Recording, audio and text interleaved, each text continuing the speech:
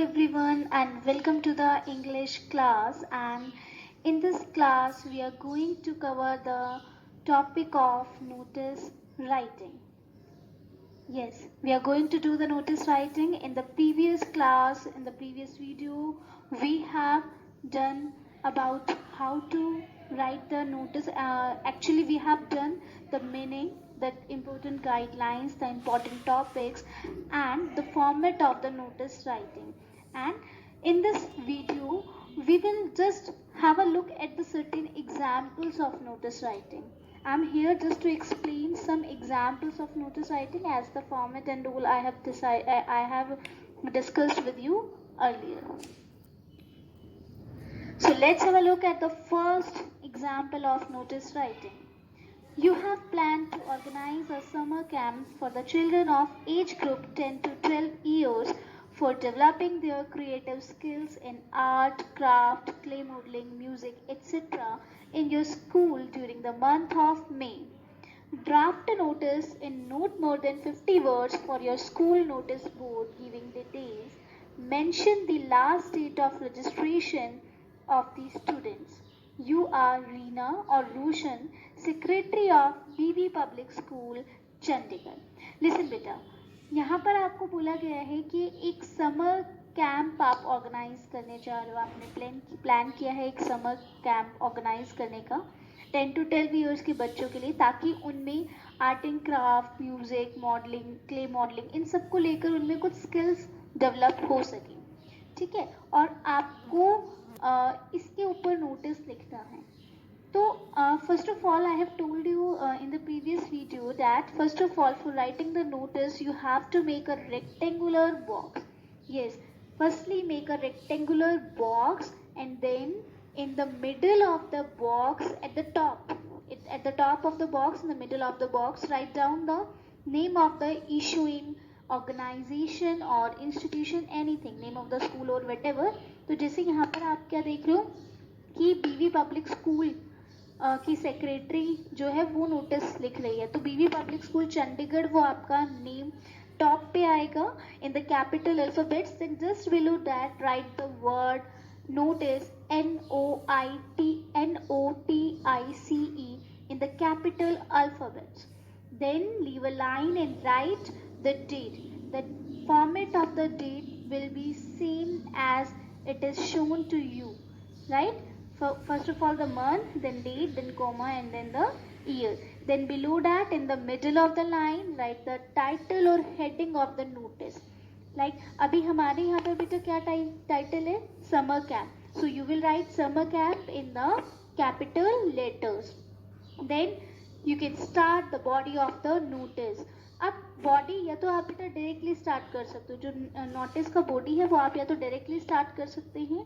ठीक है, the school is going to organise, is going to plan, या the school is planning to organise, इस तरीके से.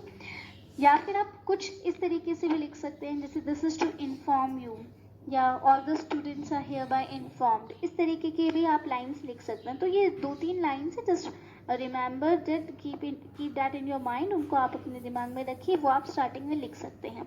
तो फर्स्टली तो वो आपका सेम ही रहेगा कि द स्कूल इज ऑर्गेनाइजिंग और is planning to organise a 2-week summer camp for the children of the age group 10 to 12 years for developing their creative skills in art, craft, music, clay modeling, etc. यहाँ तक तो वही है जो आपका question में mention है. उसके बाद बेटा कोई भी चीज़ है, कोई भी कैंप है, कोई भी सेलिब्रेशन है, anything, you have to mention where it is going to be held and on which date it is going to be held. तो आपको वो मेंशन करना होगा कि कहाँ पर और किस डेट में होना है. तो ये स्कूल कैंपस में होना है, तो आगे हमने क्या लिखा in the school campus and date from 5th to 20th May. जो भी आपका डेट है वो लिख देंगे. ठीक है, अब यहाँ पे आपको ये भी बताना पड़ेगा कि अगर जो भी इंटरेस्टेड स्टूडेंट्स हैं वो क्या इतने रुपीज़ आपके अकाउंट ऑफिस में डिपॉजिट करा दे, इस डेट तक करा दे. वही चीज़ यहाँ पे मेंशन है. Those interested may deposit ₹1500 in the accounts office by 1st May 2020, जो भी है. For more details contact the undersign. जब भी आपको ये मेंशन करना होता है कि अगर आपको और किसी डिटेल्स की रिक्वायरमेंट है तो आप यहाँ पर कांटेक्ट कर सकते हैं. तो वो चीज़ आप यहाँ पर मेंशन करेंगे. Then leave a line put your signature and write your name in the capital letters and write the designation just below that. जैसे यहाँ पे secretary ने लिखा तो secretary is the designation of this. Clear? Let's have a look at the another example. You have found a wristwatch in the school premises. Write a suitable notice for the school notice board. Means आपको school premises में एक wrist watch मिली है और आपको उसके लिए notice लिखना है. बेटा देखो, इसी तरीके से लोस्ट का भी आ सकता है नोटिस ना. लोस्ट का भी नोटिस आ सकता है. फाउंड का भी नोटिस आ सकता है. बहुत सिंपल है. अगर कोई चीज़ गुम हुई है, लोस्ट हुई है तो लोस्ट हेडिंग बना दीजिए और मिली है तो फाउंड हेडिंग बना दीजिए. राइट. तो सबसे पहले आपका वही फॉर्मेट वही रहेगा. ठीक है. Name of the school and then notice then date then जो आपका टाइटल है वो. ठीक है.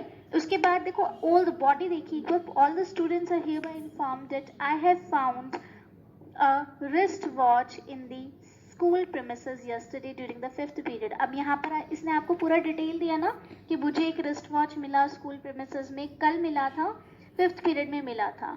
ठीक है.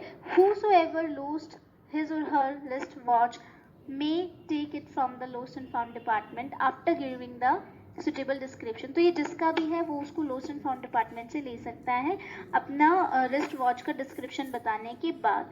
उसके बाद leave a line, put the signature, mention your name and the class or whatever the designation. ठीक है. अब बेटा इसी तरीके से lost का भी हो सकता है.